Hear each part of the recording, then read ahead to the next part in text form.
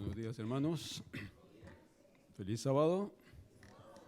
Ya saben la noticia, lo más importante que ha pasado esta semana es que yo cumplí años.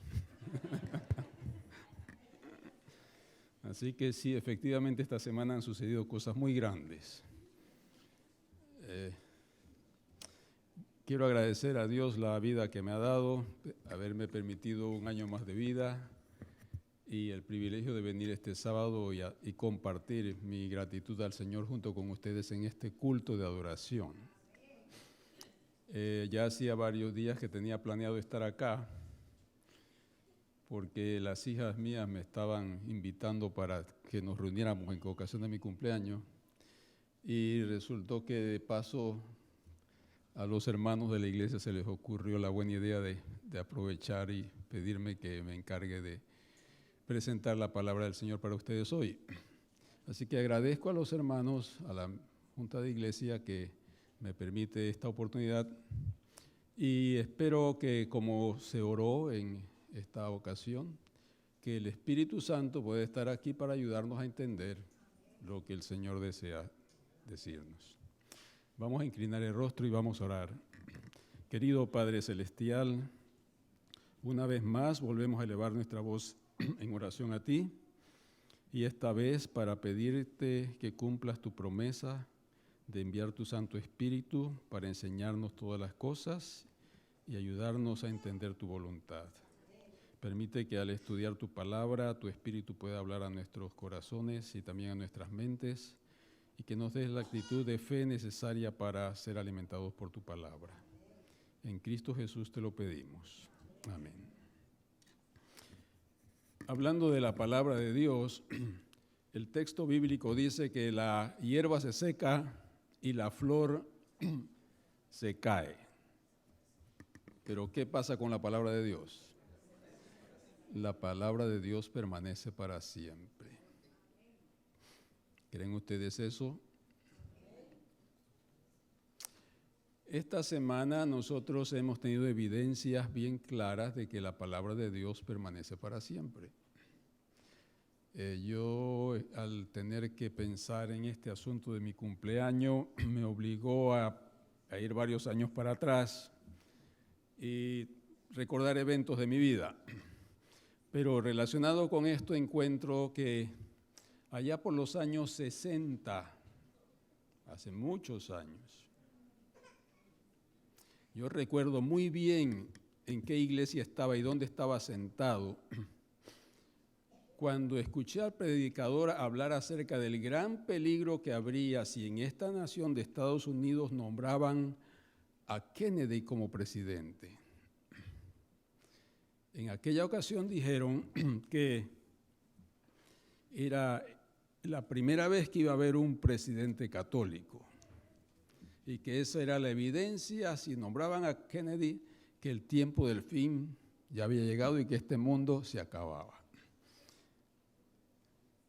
Y sí, terminó la campaña y nombraron a Kennedy. Y entonces en aquel tiempo los sermones allá en mi iglesia eran todos acerca del tiempo del fin, que ya se acababa. ¿Y saben lo que a mí me preocupaba? Que yo todavía no me había casado. Yo quería casarme, quería tener una novia, tener familia, todas estas cosas. ¿Y cómo que ya?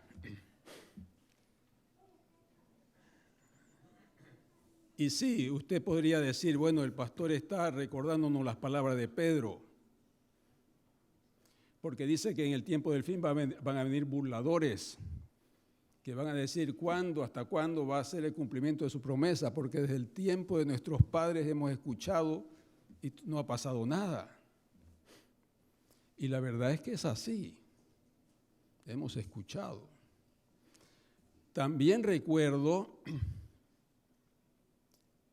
cuando se hablaba de establecer relaciones entre el gobierno de Estados Unidos y el Vaticano. Yo viví ese tiempo. Yo tuve la experiencia, la oportunidad también de ver cuando vino el primer papa y luego el segundo y al fin, y los hermanos asustados. En más de una ocasión los hermanos hicieron movimientos para irse para las montañas y dejar trabajos y dejar fincas y todas estas cosas porque el fin se había acabado. Estoy hablando de los años 70, después los 80. Y así podríamos seguir. Ustedes vivieron la experiencia de los sermones que escuchábamos en los años 95. Gracias. Qué bueno tener un buen diácono.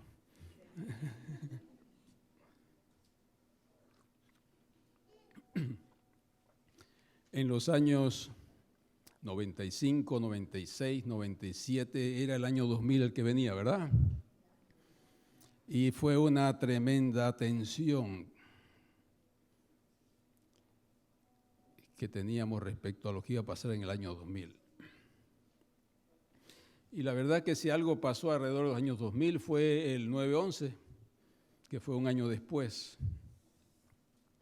Bueno, así podríamos seguir adelante, pero ustedes saben que en los últimos 6 meses, a través de ahora de la Internet, cosa que en los años 60 nadie imaginaba eso, ¿verdad?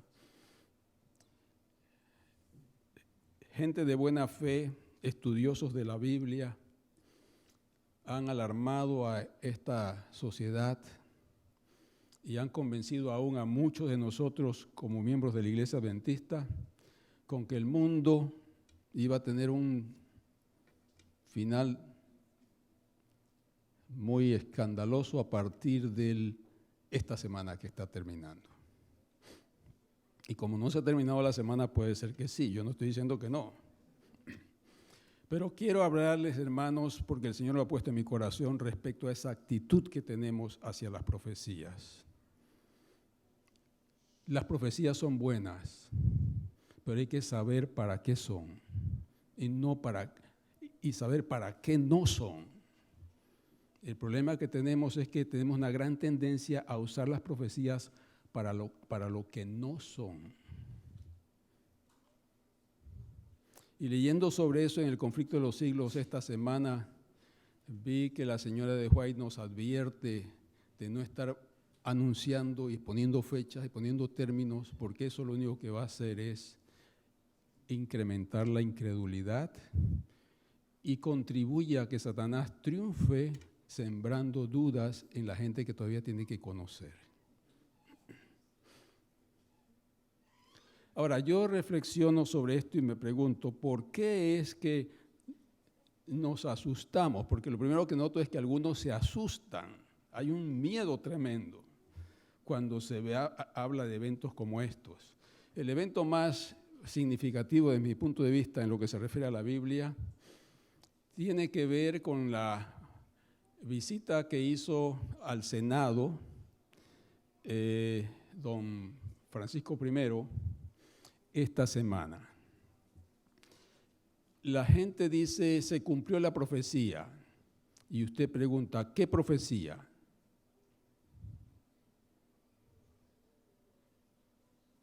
Y usted no encuentra ninguna profecía. Lo que la Biblia dice, que está allá por Apocalipsis, es que el poder papal, que iba a tener una hegemonía tremenda en una época, eventualmente iba a caer, y que después de esa caída iba a haber un proceso de restauración, y ese proceso de restauración lo hemos visto, comenzó en 1919, tiene más de 100 años, es un proceso lento, la profecía se está cumpliendo, la profecía no se cumplió, se está cumpliendo desde 1919 y lo estamos viendo cómo va gradualmente. Y claro, sí, la visita del primer Papa a las Naciones Unidas, las relaciones entre Estados Unidos y el Vaticano, todas esas cosas son parte de ese proceso que implica la restauración del prestigio del papado como una autoridad moral en el mundo. Eso es. Y esta semana pues tenemos evidencias más claras de que lo que la Biblia ha anunciado desde hace mucho tiempo atrás y que se ha estado cumpliendo va tomando más y más fuerza. Es más evidente, es mucho más evidente hoy que 40 años atrás, que el papado es un liderazgo moral y social destacado en esta sociedad, en nuestro mundo, cosa que no tenía antes. El punto clave de la profecía, que es la que tenemos que prestar atención, hermanos, es la profecía que tiene que ver con los protestantes, no el papado. Nuestro problema no es el papado. Ahora estoy diciendo algo que va a parecer que no es lo que los adventistas enseñan, pero justamente eso es lo que les quiero llamar la atención. El problema no es el papado ha estado ahí siempre, y la Biblia lo ha dicho, iba a caer y se va a levantar, y se está levantando. Y el papado se puede levantar hasta donde sea, lo más alto posible, no es problema. El problema lo presenta el Apocalipsis, y lo vamos a ver esta vez en el capítulo 13.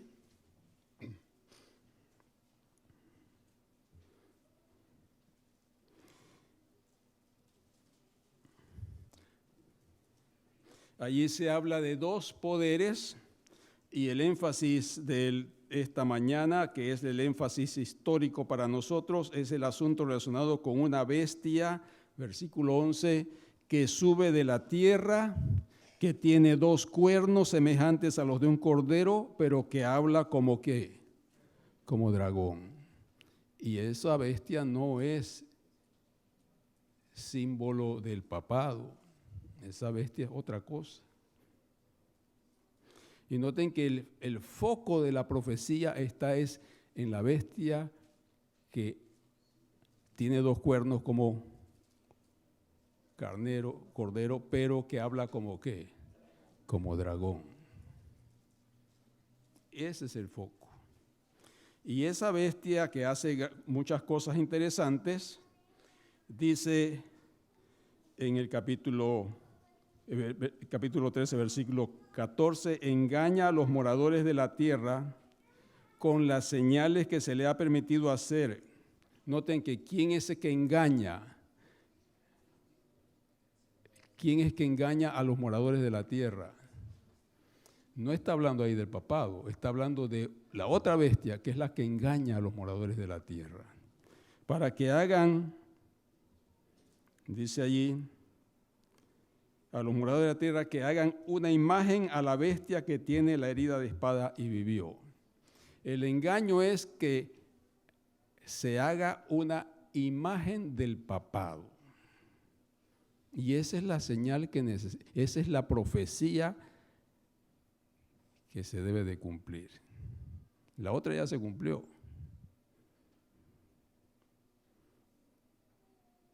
¿Cuándo se cumple la profecía de Apocalipsis 13, versículo 14? ¿Cuándo se cumple la profecía del 15, donde esa imagen se le infunde aliento para que hable y entonces haga matar a los que no la adorasen?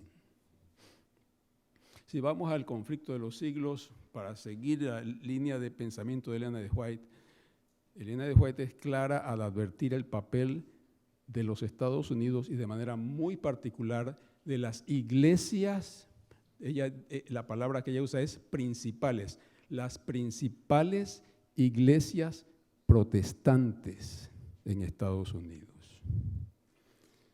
Yo percibo, hermanos, que nosotros como adventistas estamos mirando para un lado y el enemigo nos va a salir por el otro. Estamos muy preocupados por lo que está haciendo el Papa, que está haciendo cosas interesantes y estamos tan interesados en eso, pero usted lo que tiene que estar estudiando, si quiere estudiar algo por asunto de profecía, es observe lo que está pasando en las iglesias protestantes en Estados Unidos. No observe lo que está haciendo el Papa, ya eso se cumplió. Se ha restaurado su rol en el mundo. Pero ese rol en el mundo no va a tener ningún significado hasta que se cumpla la profecía que tiene que ver con las iglesias protestantes.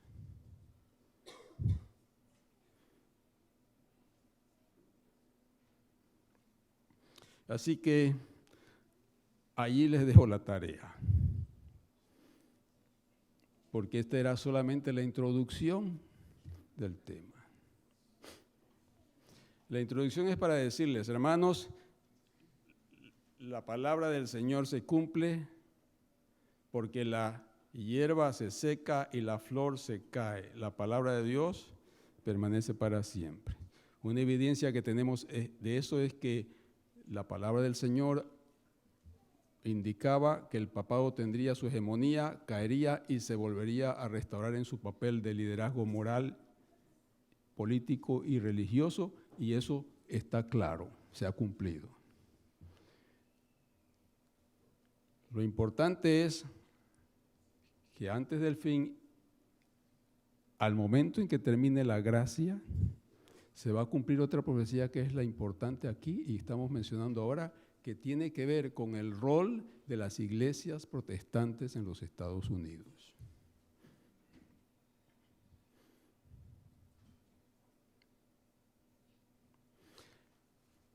El texto bíblico para nosotros, para nuestra meditación, como bien leímos, está en Isaías, porque resulta ser que el Señor, a través de la historia, nos ha dejado ejemplos bien claros de cómo es que Él actúa. Y yo creo que para nosotros hoy, Isaías 30 es un texto que puede contribuir a mostrarnos cómo debemos de vivir hoy. Allá por los años 60, de los cuales yo les hablaba al comenzar, ¿recuerdan? También salió un libro que tuvimos la oportunidad de leer con mucha atención y algunos hasta nos aprendimos de memoria capítulos enteros y se predicó muchísimo de ello. Preparación para la crisis final. ¿Sí lo recuerdan, verdad? Algunos de ustedes lo recuerdan.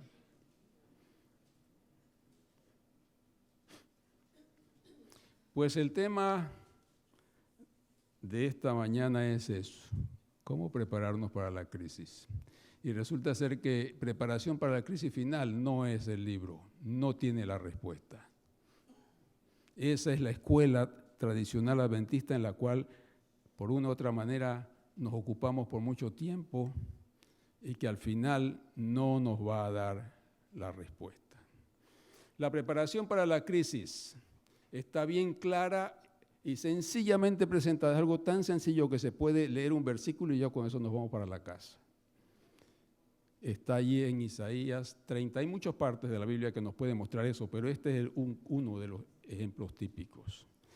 En Isaías 30, ¿qué está pasando aquí cuando se habla acerca de Israel y de Jerusalén aquí en Isaías? Resulta que el rey en aquel tiempo era el rey Ezequías y el profeta era el profeta Isaías. Eran unos 6, 7 siglos antes de que Jesús viniera a este mundo. Eran aquellos años antes de que Babilonia tomara poder.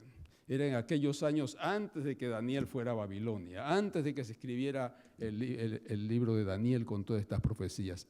Antes de ese tiempo. Había un imperio muy grande en aquella época que era el imperio asirio.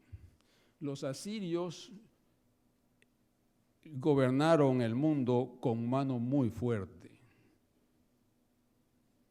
Y lo interesante es que los asirios hasta hoy siguen siendo dolor de cabeza del mundo, porque los asirios son aquellos que están allá por Irán. De esa zona geográfica siempre ha venido mucha autoridad y mucha guerra y mucho poder. Era el norte de Israel y siempre el norte era la amenaza. Y los asirios estaban haciendo sus campañas y, bueno, primero fue un rey llamado Sargón. Después de Sargón siguió un hijo descendiente de Sargón que quiso penetrar hasta Egipto con sus ejércitos, conquistando todo el mundo conocido en aquella época.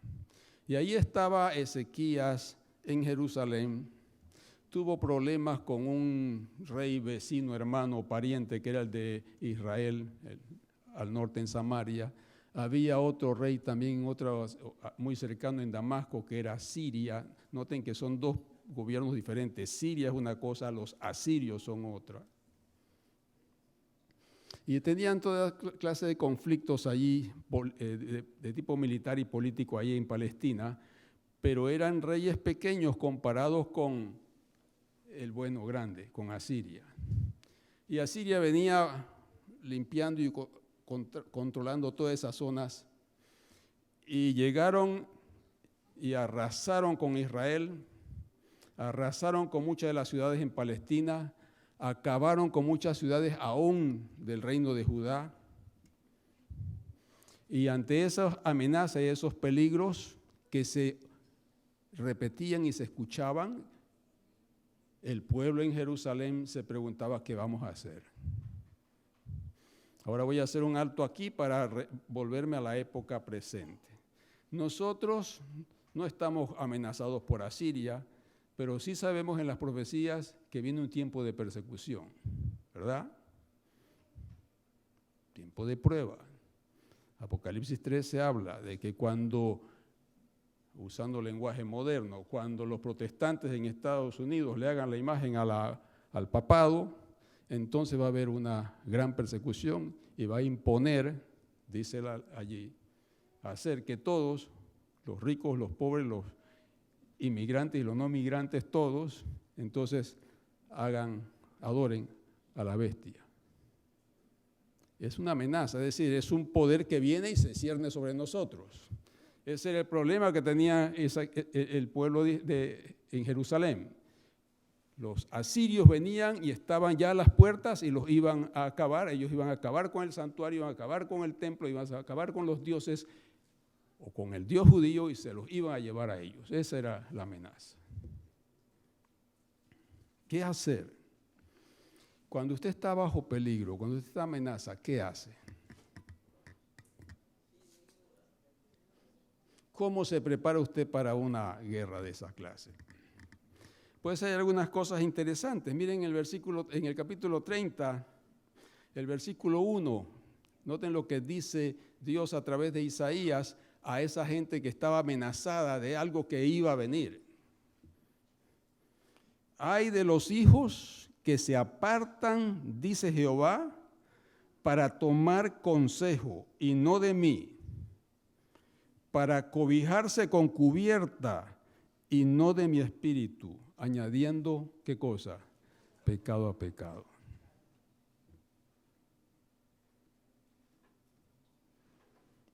¿Cómo se prepara uno? Bueno, el asunto es que ellos tenían un problema, estaban amenazados, sabían que se venían tiempos muy difíciles sobre ellos y entonces buscaron consejo. Y así hicieron toda clase de planes. Y establecieron ciertas estrategias y ciertas cosas a hacer para prepararse para el tiempo del fin. Noten que estamos hablando de cómo es que uno se prepara para el tiempo del fin. ¿Y cómo se prepararon esta gente para el fin? Se prepararon, dice, apartándose de Dios, buscando consejos, aparte, y cobijándose con cubiertas que no eran las adecuadas.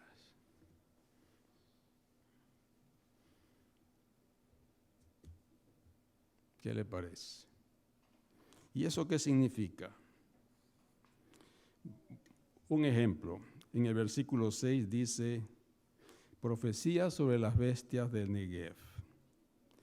Y luego dice, por tierra de tribulación y de angustia, de donde salen la leona y el león, la víbora y la serpiente que vuela, llevan sobre lomos de asnos sus riquezas y sus tesoros sobre jorobas de camellos a un pueblo que no les será de provecho.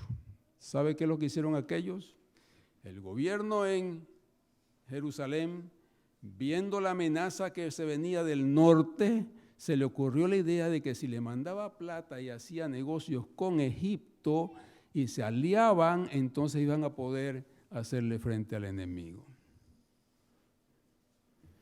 Políticamente hablando, es lo correcto. Un rey tiene que ver cómo consigue aliados para defenderse del enemigo que viene. Pero esa acción fue vista por parte de Dios tal cual se describe en el primer versículo, buscando consejos y cobijándose no en el lugar correcto.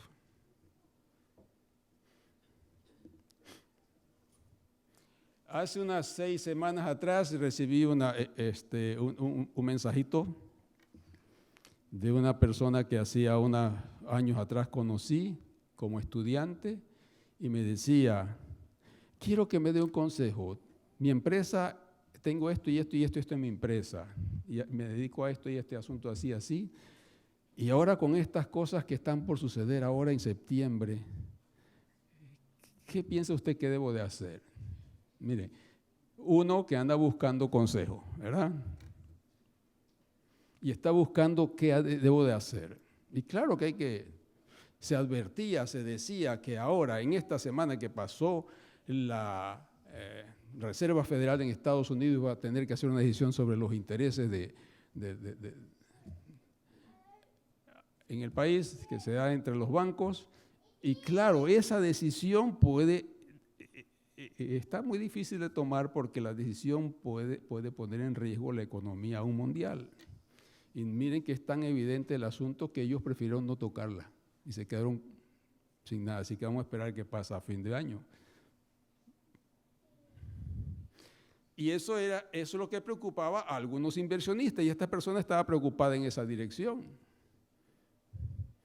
Otros estaban anunciando de que, como allá en Austria, están haciendo una investigación con partículas subatómicas y que iba a haber un experimento que iba a tener lugar esta semana, pues iban a hacer una réplica del Big Bang, pues algunos se imaginaban que eso podía hacer que explotara la Tierra, ¿no? Así que el fin del mundo se anunciaba de esa manera. Y la gente busca soluciones. Y hay más de uno por ahí que invirtió dinero haciéndose un búnker, consiguiendo comida y guardando algunos materiales por si acaso. Bien. Y hubo más de uno, por lo menos sé de 2, que de ciertas ciudades estaban tratando de moverse para otro lugar para no estar en esas ciudades en esta semana por si acaso. En otras palabras, andan como dice aquí el versículo que acabamos de leer del 6, haciendo toda clase de cosas y negocios y decisiones a fin de prepararse para lo que va a suceder. Pero la palabra del Señor es: ay de los hijos que se apartan para tomar consejo y no de mí, y para cobijarse con cubierta y no de mi espíritu, añadiendo pecado a pecado.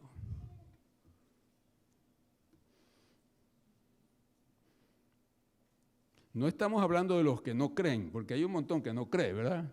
Estamos hablando de los que sí creen. Pero el creer en una profecía no es suficiente, es cómo vas a reaccionar. Así que, ¿cuál es la preparación que uno debe hacer para cualquier evento de este tipo? ¿Cuándo es que hay que hacer la preparación? Dice el versículo 7, ciertamente en Egipto en vano e inútilmente dará ayuda. Es decir, lo que usted haga va a ser en vano. Por tanto, yo le di voces. Y entonces viene la declaración, que su fortaleza sería ¿cómo? ¿Qué dice el texto bíblico? ¿En qué consiste la fortaleza? Eso no le gusta a la gente en Estados Unidos. Y por supuesto, tampoco nos va a gustar a nosotros aquí. Pero eso es lo que dice aquí. Aquí dice que su fortaleza sería estarse quietos. Y por lo general, cada vez que escuchamos un asunto así, lo que queremos es hacer algo. Y lo que dice el texto es que te tienes que quedar, ¿qué? Quieto. Pero nosotros somos de acción. Alguien dice hombre de oración, hombre de acción. Cita Elena de White. Y otros tienen otros textos. Ayúdate que yo te ayudaré, dice el Señor. Ay de los hijos que se apartan, añadiendo pecado ¿a qué? A pecado.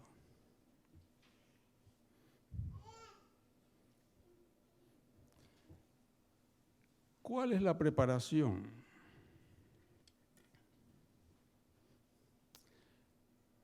Hay un versículo que creo que resume todo y con él vamos a meditar en él, vamos a terminar, y es el 15 del mismo capítulo. Recuerden que estamos en el mismo contexto. El pueblo de Dios amenazado por un poder al cual ellos humanamente no podían resistir. Nosotros también en el tiempo del fin, como pueblo de Dios, enfrentamos una amenaza que no está bajo nuestro poder resistirlo. Así que es un pecado intentar hacer planes y preparativos de cualquier tipo de estrategia humana para hacerle frente a eso. Porque así dice Jehová el Señor, versículo 15, el Santo de Israel. La versión que yo tengo lee, en descanso y en reposo seréis salvos. Voy a repetir porque me gusta repetir esa declaración. En descanso y en qué? Y en reposo seréis salvos. En quietud y en confianza será que vuestra fortaleza. El problema que pasa con nosotros es la declaración final. No queremos. Es que hay que hacer algo hay que hacer. Y hay muchas citas de la señora de White que podemos usar para justificar que sí, que hay que hacer algo.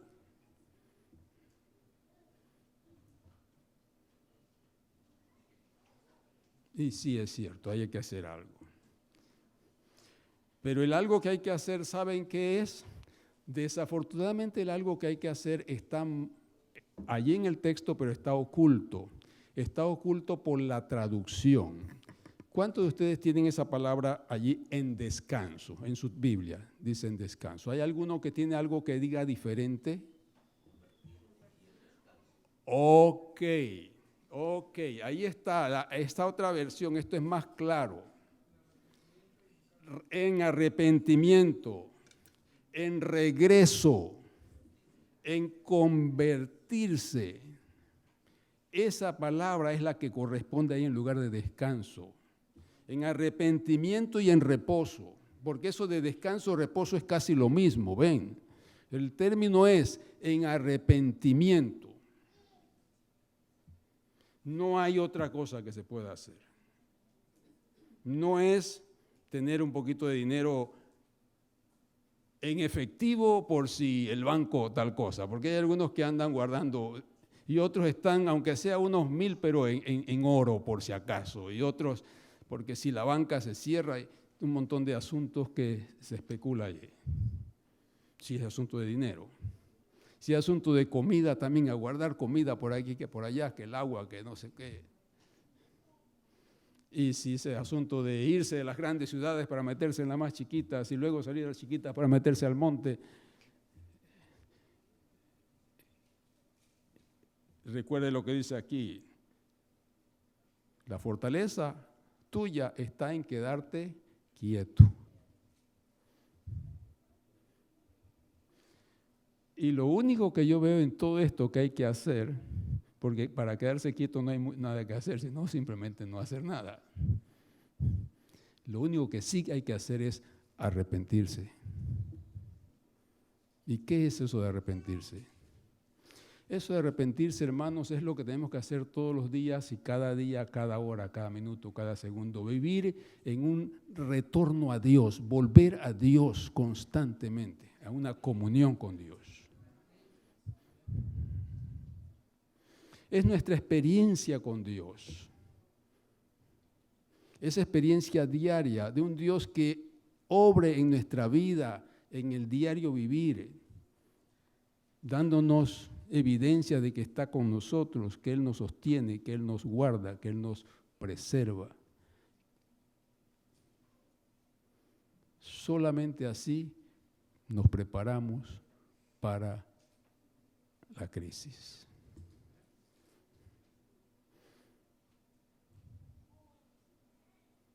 Y es algo que no es tan difícil de hacer, hermanos.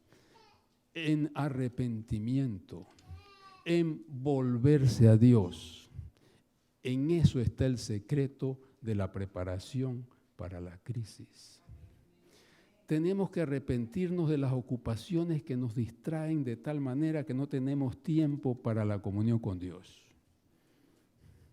Tenemos que arrepentirnos de los deseos y las ambiciones personales o familiares que nos llevan a estar corriendo detrás de cosas, detrás de objetivos, de proyectos, de planes. Tenemos que renunciar a tener un nombre, a buscar reconocimiento, a un nuevo puesto, a más dinero o mejor trabajo y un montón de cosas más, todas ellas muy buenas y muy apropiadas para una sociedad como la que vivimos hoy, para darle prioridad a la relación con Dios.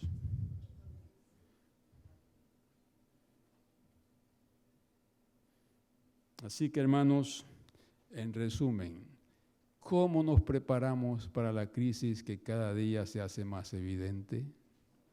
La preparación es en arrepentimiento y en reposo seréis salvos.